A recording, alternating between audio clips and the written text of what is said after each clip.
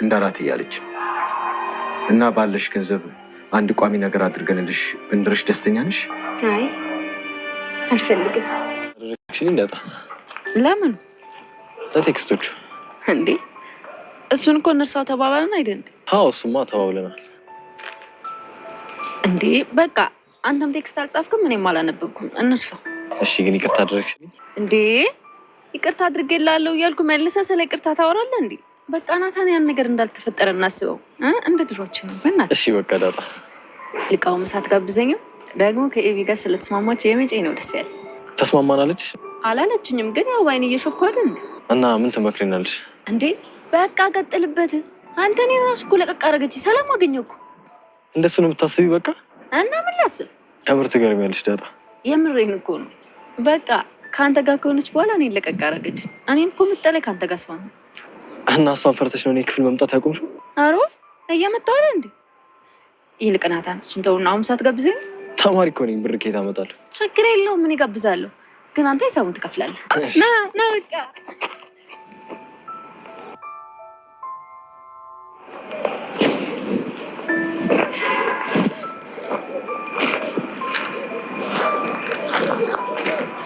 ና ዝም ብለህ በቃ።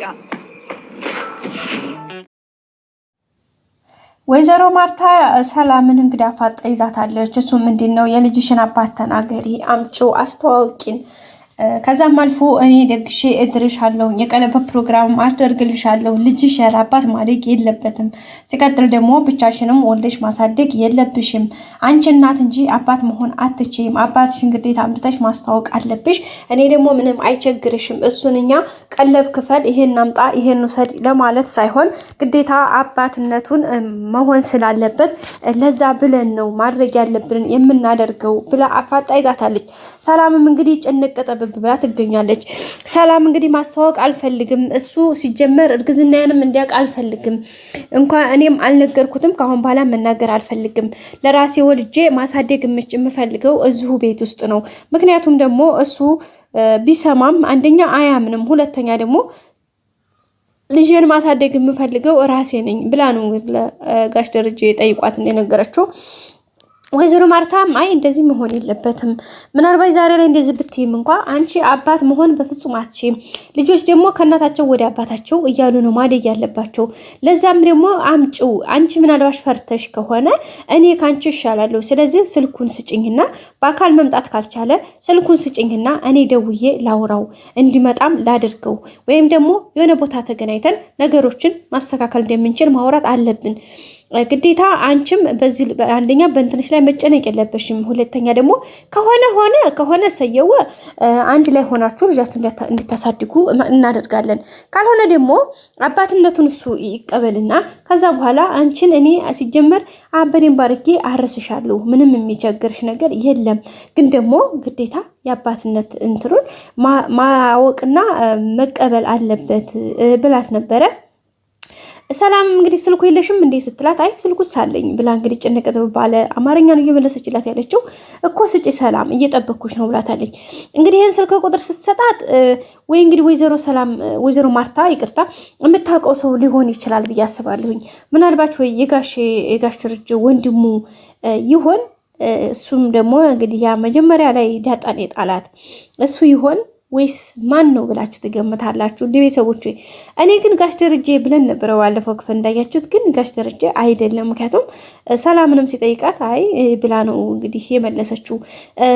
እኔ ግን ዝም ብሎ እንደው ጋሽ ደረጀ የሆነ ሰዓት ላይ ጠጥቶ ሰክሮ እንትን ባለ ሰዓት አግኝቷት ይሆን የሚልም ሀሳብ አለኝ።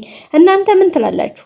እንግዲህ ሰላም በጣም ጭንቅ ጥብ ባለ ውስጥ ሆናለች። እርግዝናውን ካወቀች 2 ወር 3 ወር በላይ ሆኗታል። ግን ለማንም አላወራችም። አሁንም ሆዷ ሲለይባት እንጂ ለማንም መናገር አትፈልግም በጭራሽ ማለት ነው። ግን አሁን ሆዷ እየገፋ ነገርዮሹ እየለየ ሲመጣ ነው ሁሉም ሳያወቀባት እንጂ እሷ መናገርም አትፈልግምም አልተናገረችምም። አሁንም ወደፊት መናገር አትፈልግም ነበረ። ግን ደግሞ ግዴታ ሆዷ እየገፋ ስለመጣ መታወቅ ስላለበት ነው የታወቀው ማለት ነው። ውድ ቤተሰቦች ሌላው ኤቢ እንግዲህ እሷ ናት የመጀመሪያ ነገሩን የሚያቀጣጠለችው አርግዛለች ብላ ያመጣችው። አሁንም አባቱ ማን ነው እንዴት አታሳውቀንም እያለች እየተከራከረች ነው። ወይዘሮ ማርታ ኧረ ተይ እባክሽ ተይ፣ አንቺ ልጅ በማይመለከትሽ አትግቢ። አንዳንድ ነገሮችን እውነትም ባይሆኑ እንኳ እውነት ነው ብለሽ መቀበል አለብሽ። አለበለዛማ ራስን እየተጠራጠርሽ እንዲሁ ትቀሪያለሽ። ስለዚህ ተረጋጊ፣ ኧረ እባክሽ። ሲቀጥል ደግሞ የማይመለከትሽ ነገር ከሆነ እንደዚህ ፍትር ተደርጎ ነገር አይያዝም ታይ እያለቻት ነበር ማለት ነው። ኤቢ ደግሞ ልትፋታ አልቻለችም። እማዬ ግን ታምኛታለሽ? ከሌላ ልጅ ነው ያረገዘችው፣ ከውጭ ነው የሆነ የምታውቀው ሰው ስለነበረና ከሱ ነው ያረገዘችው ስትላት እና መንሻት እማዬ አለቻት ማለት ነው። እና ታዲያ ምን ላደርግ እኔ? ቆይ ማለት ምን ብዬ እንድጥል ነበር ያሰብሽው ስትላት እኔ ግን ስተረጥር እንዲሁ ከዚሁ ከቤት ይመስለኛል እንግዲህ ኤቢ እያለች ያለችው ወይ ናታንን ወይ ጋሽ ደረጀን ነው እንግዲህ መቼም ከዛ ውጭ ያሉ ሴቶች ናቸው እና እነሱ ናቸው ያስረግዟት ለማለት ያክል ነው ይመስለኛል እየሄደችበት ያለው እርቀት። በዛም እንግዲህ ወይዘሮ ማርታ ተይ እንጂ ይሄን ነገር ሊሆን አይችልም፣ ኧረ እባክሽ ተይ ልታሳብጪ ነው ወይ ብላ ከፊቷ አባራታለች።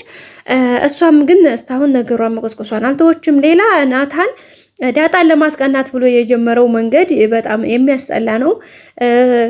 እንግዲህ ኤቢ በእርግጥ ዳጣን ለቀቅ አድርጋታለች ይህን ሰሞን። ምክንያቱም ናታን ከኤቢ ጋር ዳጣን ለማስቀናት እያለ እያደረገ ያለው ነገር ምንም ባይወዳትም እንኳን ማለት የሆነ ምንም እንትን አይለውም። እጇን ትከሻው ላይ ስታደርግበት ይቀፋዋል። ጇን ከትከሻው አውርዶ ይጥላታል። ለምንድን እንደዚህ የምታደርገው እያለችው ነው። አንድ ላይ ሆነው እንግዲህ ዳጣና ናታን አንድ ላይ ሆነው ነበረ። አጋጣሚ ኤቢ ስትመጣ ምን አባሽ ነው አንቺ ዝግድም እንዳደርሽ አልኩሽም እንዴ? ደግሞ ባለፈው የጻፈልሽ ነው ያንን ቴክስት በስህተት ነው እሺ ነበር ያለቻት እና አረ እንኳንም በስህተት ሆነ እሱን እኔ የምፈልገው እንደዛ መሆኑን ነው ያለችው ዳጣ። እንደዛ ስትል እንግዲህ ናታን እንደዛ ነው የምታስቢው በቃ ነው ያለው ማለት ነው። እንዴ ታዲያ ሌላ ምን እላለሁኝ?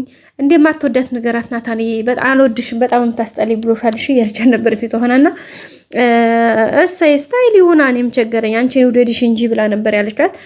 ናታንም እንግዲህ ለምንድን ነው ደብሮሽ ነው እንዴ ምናምን ሲላት አይ ኧረ እኔ ናታን ጋር ማነው ከኤቢ ጋር አንድ ላይ ስለሆናችሁ ደስተኛ ነኝ በጣም እኔም ደግሞ ሰላሜን አግኝቻለሁኝ ከራስ በላይ ነፋስ ይላል ያገሬ ሰው። ስለዚህ እኔ ለራሴ ሰላም ስላገኘሁኝ በጣም ደስተኛ ነኝ፣ እናንተም ቀጥሉ፣ ደግሞ የሌለ ነው የምታምሩት እያለች ነበረ።